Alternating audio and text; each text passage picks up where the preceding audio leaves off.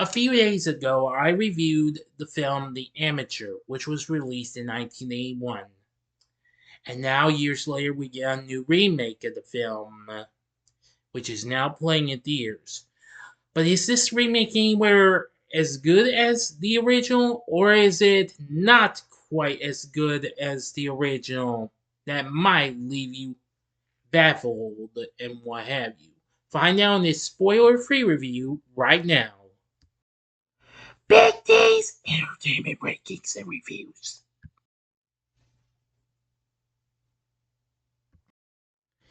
So, greetings, my fellow YouTubers, and welcome to Big D's Entertainment Rankings and Reviews.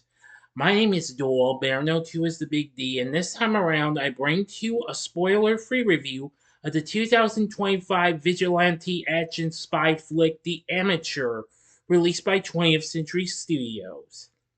Directed by James Hawes, written by Ken Nolan and Gary Spinelli, based on the 1981 novel of the same name by Robert Littell, which was previously adapted into a Canadian film the same year.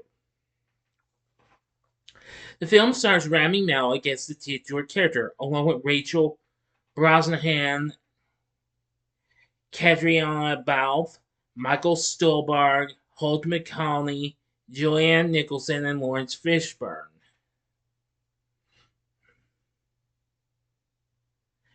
Now, of course, the film starts out with CIA cryptographer Charlie Heller, who is restoring an old Cessna as a present from his wife Sarah, who leaves for a business trip in London. At the CIA's Decryption and Analysis Division, Charlie has befriended a field agent nicknamed the Bear, an anonymous source codenamed Inquilini. Classified files from Inquilini reveal Special Activities Center Director Alex Moore disguised politically motivated drone strikes as suicide bombings. Unsure how to handle this cover up, Charlie is brought to CIA Director Samantha O'Brien, who informs him that Sarah has been killed in a terrorist attack. The grieving Charlie soon presents his own findings. After an arms deal gone wrong, the four assailants took Sarah and our hostages, killing her before escaping. Well, Charlie soon identifies the suspect. Belarusian criminal Mishka Blazik, South African ex-Special Forces operative Elish, former American intelligence officer Gretchen Frank, and elusive mastermind Horst Schiller, who happens to be Sarah's killer.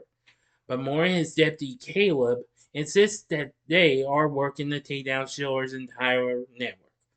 Determined to avenge Sarah, Charlie confronts Moore with his incriminating orders, which cause hundreds of civilian and allied casualties. Threatening to leak the information, Charlie demands the resources to personally hunt down the four assailants. Now, that's all the story I will give to you. This is spoiler free, and I knew that if I had given the whole story for the original, that probably would have possibly not made you want to check out the original. Well, the remake this year. Sorry. Anyway, the film's done fine and what have you. It's got mixed reviews though. It's currently around 61 to 62% on Rotten Tomatoes, which is unfortunately 2 or 3% lower than the original. However, critics did praise the performance of Rami Malek. Rotten Tomatoes says he is a compellingly unconventional action hero in the otherwise formulaic film, which dispenses justice with solid execution but a curious lack of emotional stakes.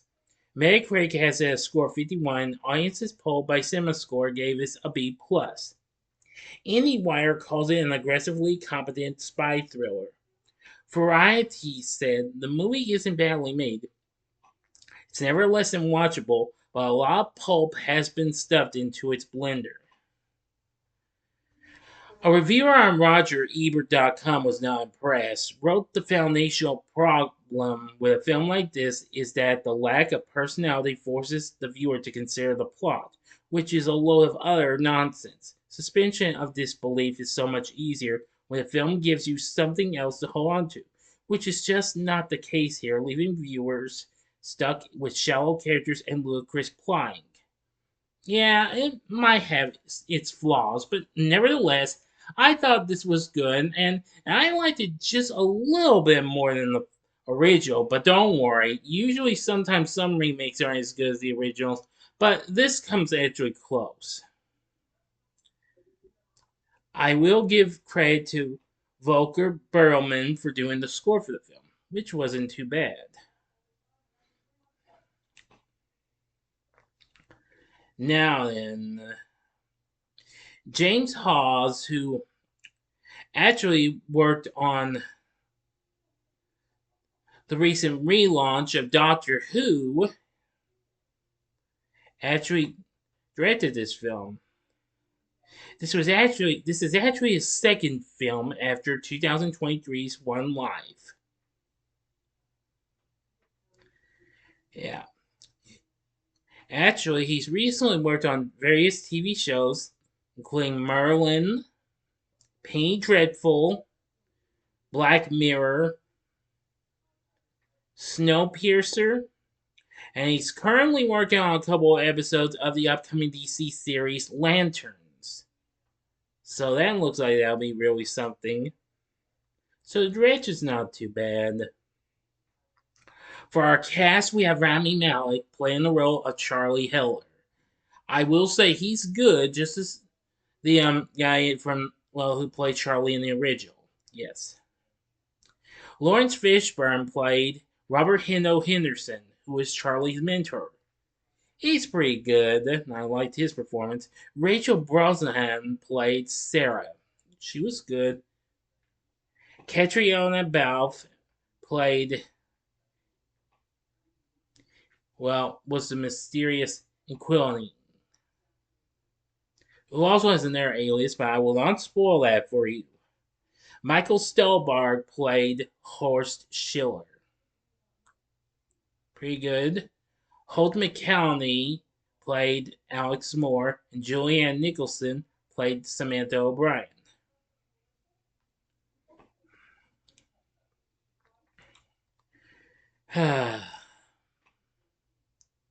So anyway, the rest of the cast isn't too bad. They just aren't. Well, they do okay and what have you. I didn't know this, but one of the stars from the original film, Martha Keller, um, let's see, who played Elizabeth in the original film, actually makes a cameo appearance as a florist in Paris. Well, I am going to say, despite it may have some issues though with story and what have you, but I still found The Amateur from 2025 to be pretty good and pretty interesting in various parts. And I will say that Rami Malek does one hell of a job in his performance in this film. If you have seen the original film and know about this one, I'd say go for it. Check this one out. I don't know how well this is going to do. It's so far made 6 million. I wish this the best of luck. Hope it does well. Or else Disney, who owns 20th Century Studios, is going to have yet another big disappointment on their hands. So anyway, The Amateur, I did like it. I did like the various sayings around its story and what have you. Well, by that I mean the cities, places, and stuff like that. Rami Malek was good. Laurence Fishburne was good. Some of the cast wasn't too bad either.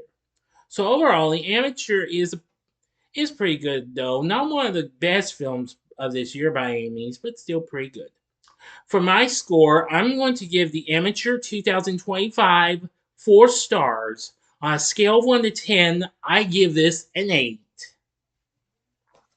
So, what did you think of The Amateur, the new version? Let me know in the comments section below. If you like this video, click the like button, subscribe, and be a part of the Big D Nation.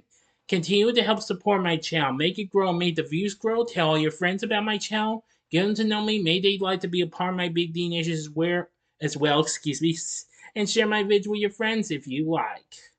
Please stand by. Okay, sorry about that. And join me next time when I bring to you a TV log special on The Last of Us. Now, if you like this, check out my spoiler free reviews of these previous films that Rami Malek was in. In the upper left hand corner is my review of the recent James Bond film from 2021, No Time to Die. Or go to the upper right hand corner and see my spoiler free review of, well, his previous film, which was the Academy Award nominated Oppenheimer from 2023. Or if you would like, go to the bottom left hand corner and see my recent review of the original version of The Amateur from 1981. And the bottom right hand corner is the button you can click to subscribe.